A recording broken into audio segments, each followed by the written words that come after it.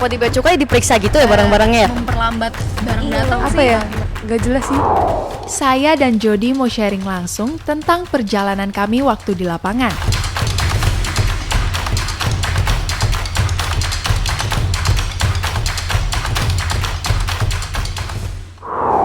Ya sih, jadi sebenarnya emang udah ada peraturannya sendiri untuk just tip di Peraturan Menteri Keuangan nomor 203 tahun 2017 tentang barang bawaan penumpang. Jadi barang bawaan penumpang itu dibagi menjadi dua, barang pribadi sama non pribadi. Kalau barang pribadi kalian dapat pembebasan sebesar 500 US dollar.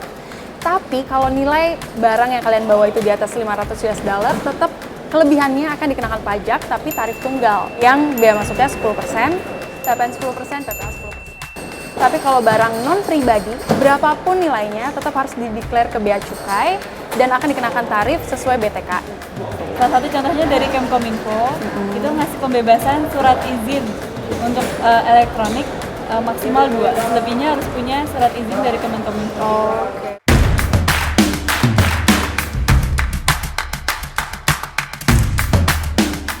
Beberapa Justipers malah sengaja ngakalin peraturan dengan ngeklaim barangnya sebagai barang pribadi supaya nggak perlu bayar pajak.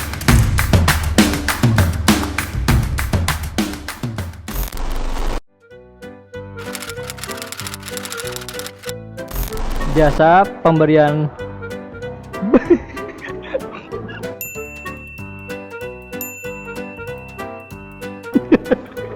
Jasa pembelian barang, misalkan barang dari luar negeri, tapi kita nggak beli sendiri, ada yang beliin gitu.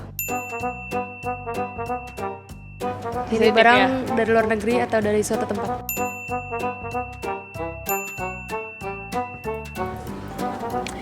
Jasa titip yang dari luar negeri. sama di dalam negeri juga ada. Di mall-mall buat ke daerah.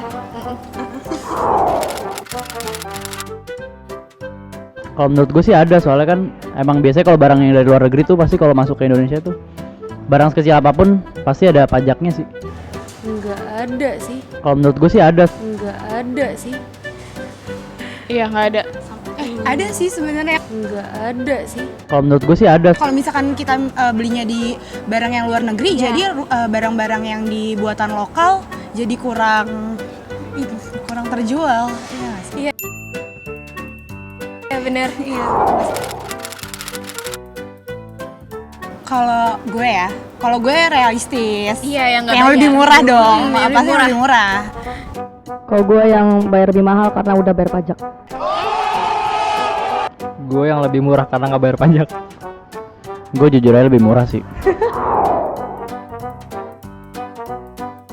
Sebenarnya sih gue juga kadang kepo gitu, kok bisa ketahan gitu kan barangnya.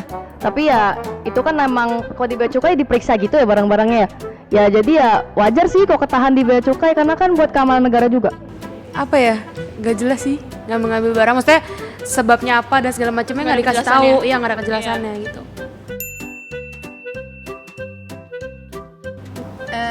Memperlambat barang datang sih.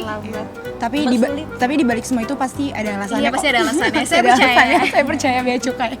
Pasti ada alasannya. Sekarang saya mau dengar dari sisi petugas bea cukainya. Paling sering itu iPhone 11, jaket-jaket hypebeast, tas-tas branded yang mahal harga luar biasa, barang-barang seperti itu sih yang paling sering. Kita bukan yang ada kerjaan, itu pekerjaan kita, menagih pajak di bandara. Yang pasti kami punya sistem dan data yang akurat. Nggak mungkin dong kami mengklaim just tip kalau emang nggak punya bukti yang kuat. Jadi jangan main-main sama bea cukai ya. Jadi, kalau barang kamu disita, kamu harus cepat-cepat nyelesain kewajibannya dulu. Maksimal 30 hari, barang itu masih milik kamu. Tapi kalau lebih dari 30 hari kamu nggak ngurus itu, barang itu tidak dikuasai. Jadi jangan lupa diurus sesegera mungkin ya. Nggak ada yang untuk menjadi milik pribadi, semuanya itu akan dimusnahkan pada periode pemusnahan barang sitaan milik negara. Setelah saya cari tahu, ternyata beberapa statement bahkan menganggap bea cukai mempersulit usaha masyarakat. Tapi sebenarnya siapa sih yang dirugikan dari fenomena just tip ini?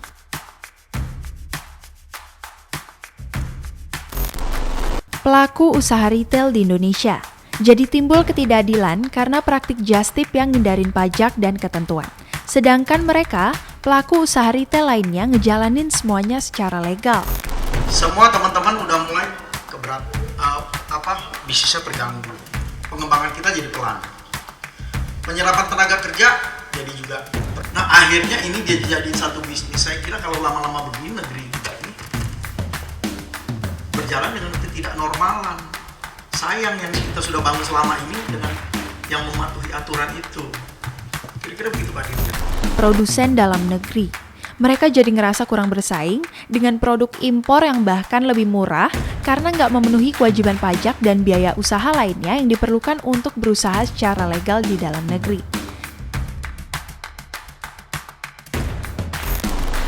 Sampai ke kerugian keuangan negara. Sejak 2018, terdapat 157.779 consignment notes yang berhasil dijaring dengan nilai 32,519 miliar rupiah.